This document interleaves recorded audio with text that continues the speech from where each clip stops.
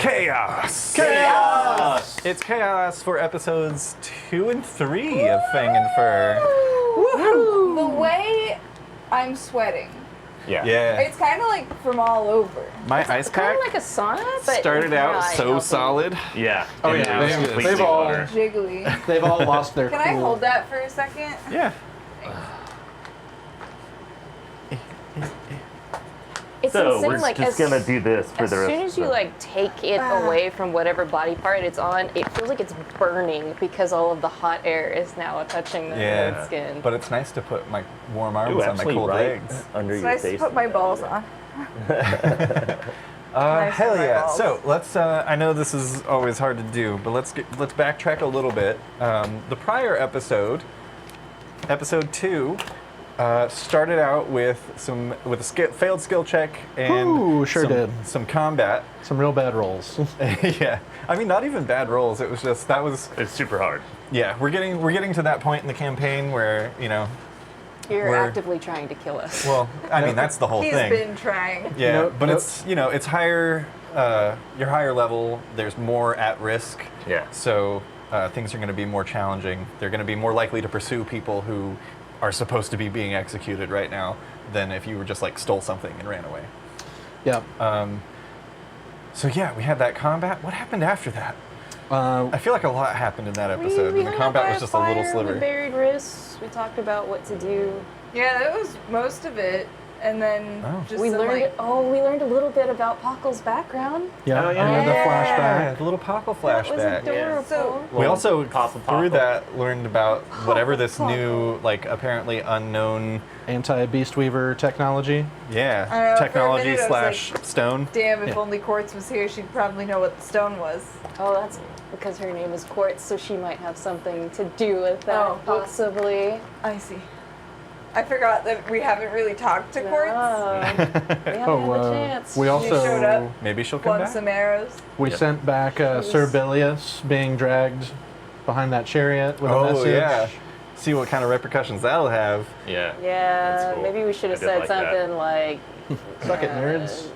I don't know, something about not being traitors or something. I mean, don't if we know. were smart, we probably would have sent some sort like of... the we prob- we righteous would have done nothing. prevail or something like that. Actually, if we were smart, we would have done nothing. We didn't do it.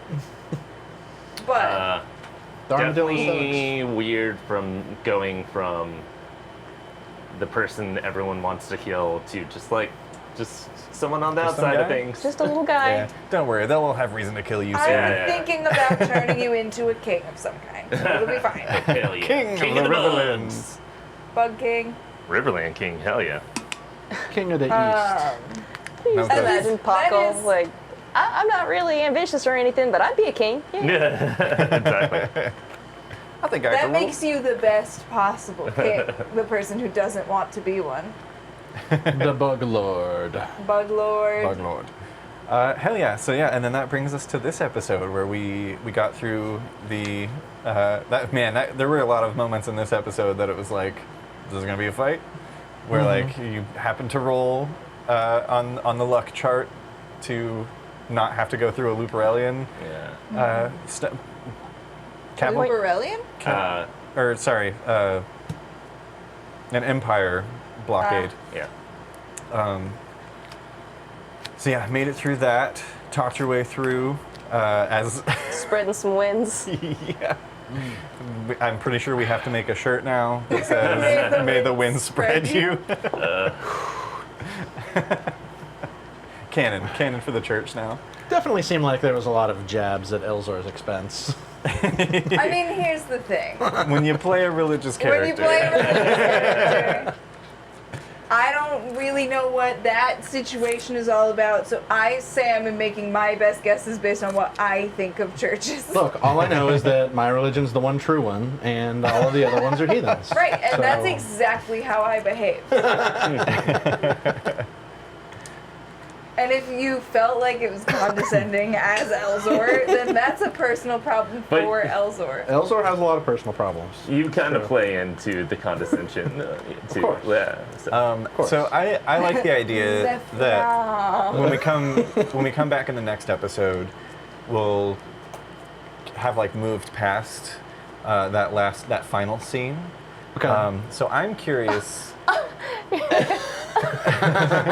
Okay, fine. Moving right along. I think it'll be something that we'll refer back to because I think Rather than Matt and play I it can out. probably talk because my question basically was for you, Matt, which was, what is Elzor's reaction to this information that that Hugin is potentially half sister to Riss and Skill, actual daughter of King Lupin Ironfang, but also technically a bastard. There's nothing mean- wrong with that. In most places, there's not. I mean, we in the north, among the birds, don't hold too much water about all of the familial lines and all of that kind of stuff, as Yeah. far as I'm Yeah, aware. birds just As- fuck whatever. Yeah. As long as the wind spreads you, you know. Yeah. That's why that's one of their. Let the winds take your cloaca where it may. Yeah, the only rules in Wilderness I are you feel gotta like fuck I have to outside. state, if you watch the episode, I know the face I made when the thought "May the wind spread you" hit my brain. Oh, look at that. It was just Oh, like boy. a neutral existence, and then and then somebody spoke to us, or we saw somebody, and I was like, may it. We are but May it Zephyria's indeed. seed. So, I mean, you know, it doesn't bother me that that Hugin is potentially a bastard child. So, if I communicate that openly, I don't know why. it's not in any way because of malice or anything like that. I don't know why adding the word "child" afterwards just makes it sound more condescending. Bastard Hello, child. bastard child. Yeah. Ah, Grown woman. but once you were a child. Yeah, it's Grown interesting because bastard. Oh, thank you very much. it's one of those things where it's like, But it is personal information, so it's probably something that I'll share with Hugin first before just like announcing it to everybody, because I Yeah. feel like that would be rude. yeah. Oh, And then we can be bastards together. I know. The Bastards who bathed together, starred together. Spread together. Together! Oh no. yeah. There's like a bunch of stuff I want to say, but I have to not I say know, it. this is the campaign where you can't talk too Juicy. much. Yeah. This got very juicy because, yeah, so what, episode 1 was very thick-sewed and we just absolutely got rocked. We lost a lot of wonderful, beautiful people and, like, I didn't know where it was going to go from there, but now the juice is flowing again. It's very juicy. Hey, I also didn't know where it was going. I'm also curious, like, with us going to Duneborough, how is that going to impact the group versus the interests of Zephyria in this? I'm wondering if at any How do you point we're mean? going to find out, either by accident or your own like slip up of admission, that like the reason that the result was good because your intentions are not necessarily the same. Yeah. I mean, I have the same kind of goals that y'all do, but my main goal is just not the same as what y'all's main goal is. Yeah. Exactly. Your main goal is institute the Religion. religious governance everywhere. Right. Yeah. It'll The be will. fine. What could go wrong? Who knows? You guys have never been to Willow Nest, so it's probably just super chill and great. We're going to Duneborough, though, right? Yeah, I just mean like, you know, in terms of how Oh, how because it operates, Willow Nest yeah, for so the Nettlewood Grove is very much like bloodlines, family / conquerors, that's the ruling class. In Patriarchy, matriarchy. yeah, in Duneborough, it's sort of, it's also kind of religious, but it's more, I akin it more to like how Bird Pope. that's Willow Nest. Okay, so Oh, people, Wilderness sorry. is like the Vatican, Catholicism. Yes, yeah. Willow Nest is like the religion is also the government. Right. Duneborough is like there's a leader in place who is there by bloodline, but he is also chosen by the gods. and that's why it's the Rain Lord. So there's Okay. like it's kind of like the meshing of the two. So the gods can like choose a different, or like they can show favor upon someone else, showing that they should be the ruler instead. At that Exactly. point. If someone came into power in Duneborough and then there was suddenly a drought around their palace for like a long time, They're kind of like then- Arthurian in their, like, Yeah, we're they- the chosen of the divine, as opposed to this is a clan-based thing. Exactly. So, yeah. Exactly. And then Willow Nest is very much like Bird Pope.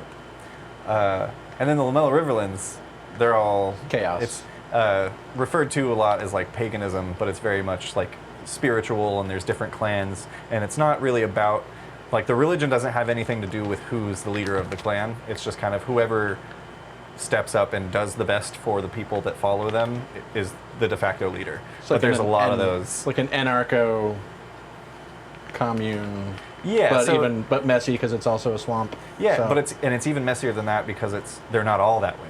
There's some where it's like, well, this guy stepped up and he helps us out, so we follow him. And that's our leader. And then there's people over here who are like, well, I've got 12 wives and I made this whole town, so I'm the leader. It's just like, it's different depending on where you go. Gotcha. I'm in charge because I got 17 baits. Yeah, I'm in charge because I've had 32 children amongst 12 different My wives. seed is strong. No. But May the winds. But yeah, we have the same goals as far as like what your goals are. Like I recognize that I recognize your claims to the throne, and like I recognize the betrayals that the armadillo has foisted upon you, and the betrayals of those bear people, like Yeah, House doing that at a Arctos. wedding, which is like a holy ceremony, which was besmirched. And In bringing a lot of fairness, innocence I into your do- personal grudge. Yeah. I do find it very compelling that Elzor is a character who is acting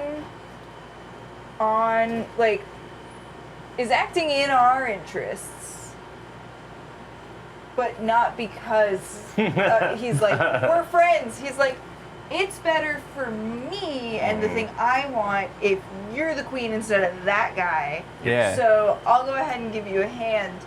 But it is interesting. We haven't making had a powerful character allies, like that yeah. yet. Because also, that's another thing is like, if Willow Nest is our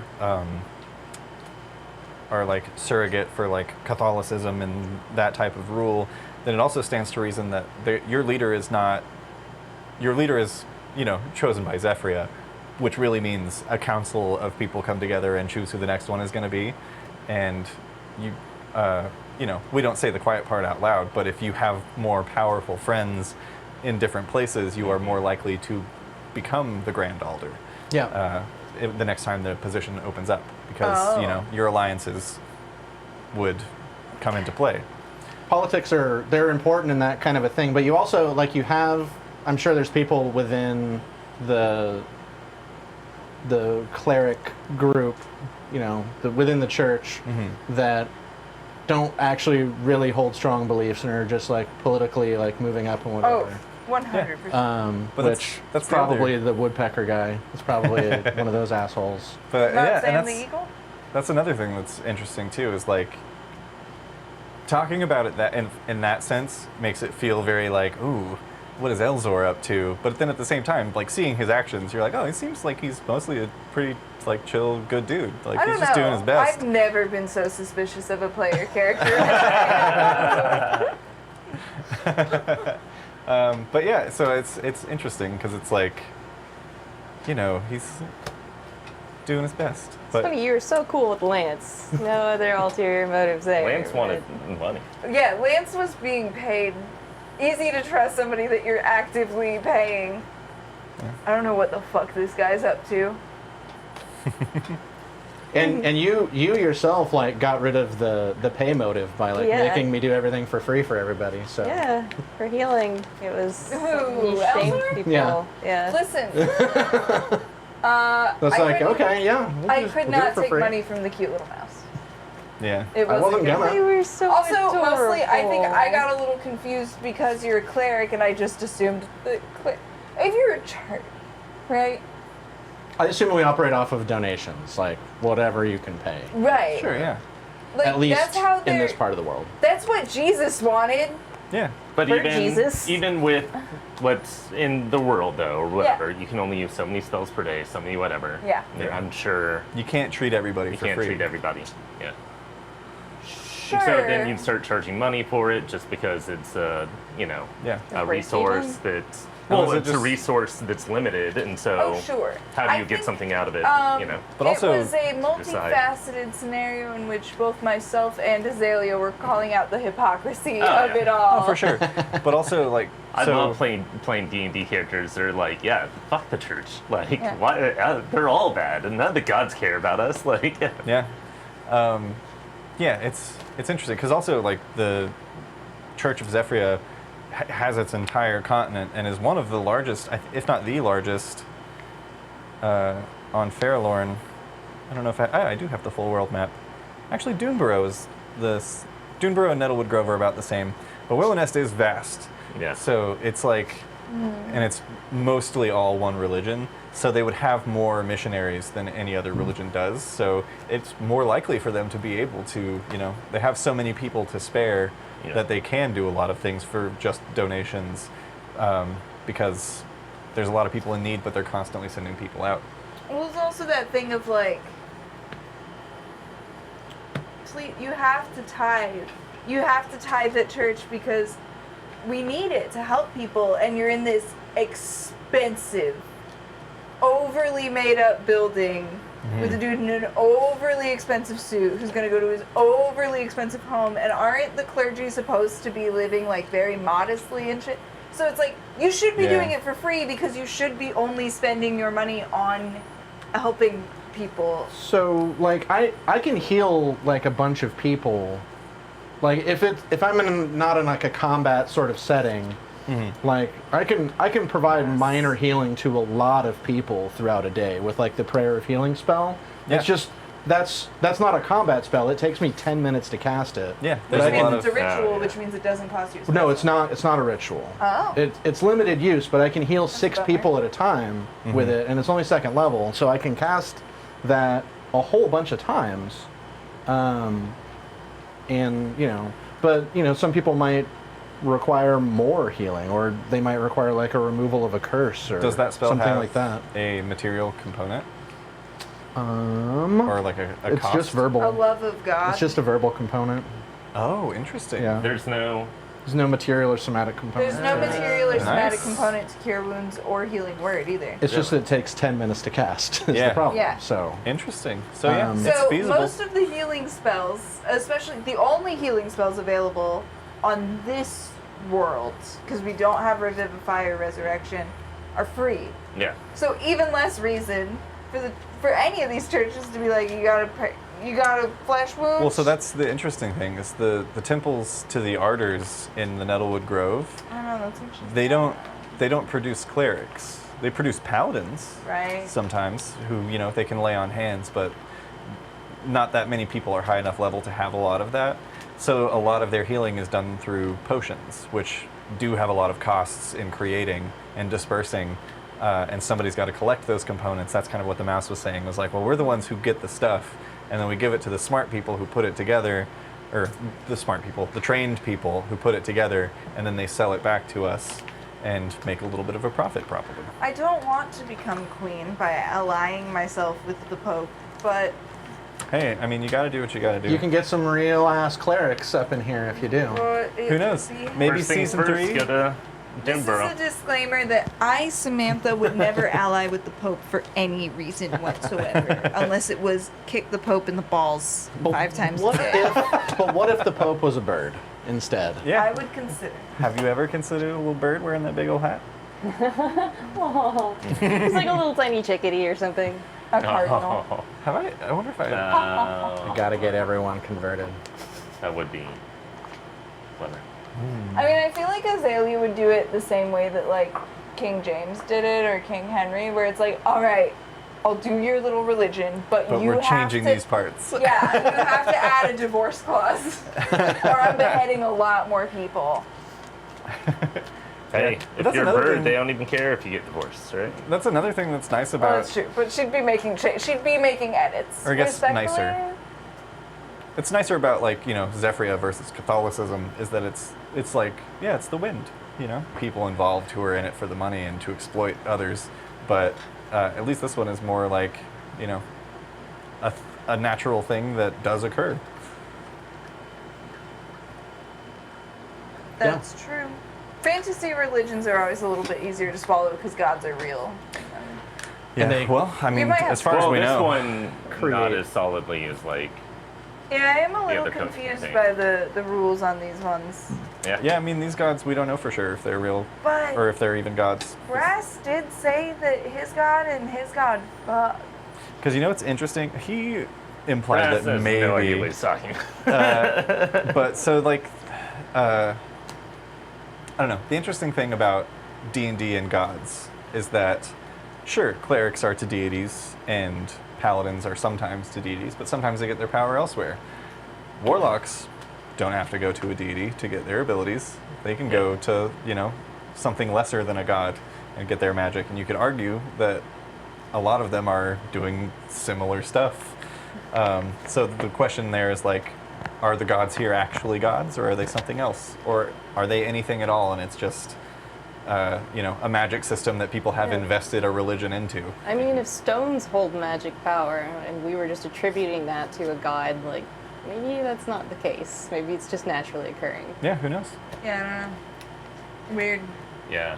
Is Elzor tapping into a god's magic, or is he tapping into the magic within himself to summon these miraculous feats? And he's just kind of channeled them into this realm of like, well, this is what I know Zephyria does, so this is what I do.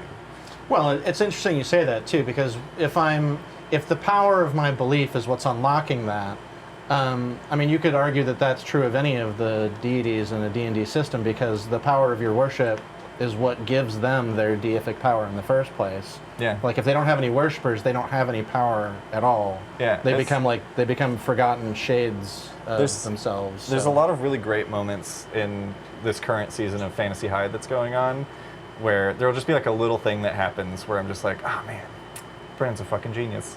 But there's like one that's just like a little offhand thing where there's this character who's like a cleric of Sol, the god of corn and the sun, and he's like basically like preaching to everyone everywhere he goes all the time, and they're talking about like doing things to hurt people, and he's like, oh well, I don't do anything through rage, I just raise my hand and Helio acts through me. Sometimes, Helio's light obliterates my enemies, but that's not me. That's the God working through me. And I'm like, that's brilliant. Yikes. Ooh. Yeah, it Taking- raises those implications of like, who is correct here? Yeah. There's no accountability in Exactly. in that sort of a situation. And then, so even like for A Song of Ice and Fire for me, like because there is like magic, people assume that there is like that the red god is the right religion, but Yeah. then there's enough magic that has nothing to do with that god and stuff. Where I'm like, maybe that's just fire in general and has nothing to do with the god even, or like because when kings get burned, magic shit happens all the fucking time, whether or not they believe in that god, Yeah.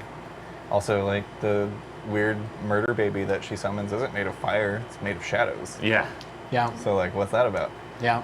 And they bring back Jon Snow with the fire god's power or whatever, but when he comes back and they're like, well, what was death like? And he was like, nothing. There was nothing. I don't remember anything. And it's like, is that because there is nothing and Yeah, the gods are exactly. false, or is it because they just, he wasn't meant to remember when he came back? Yeah, or, so no one- magnificent that it was wiped from your mind.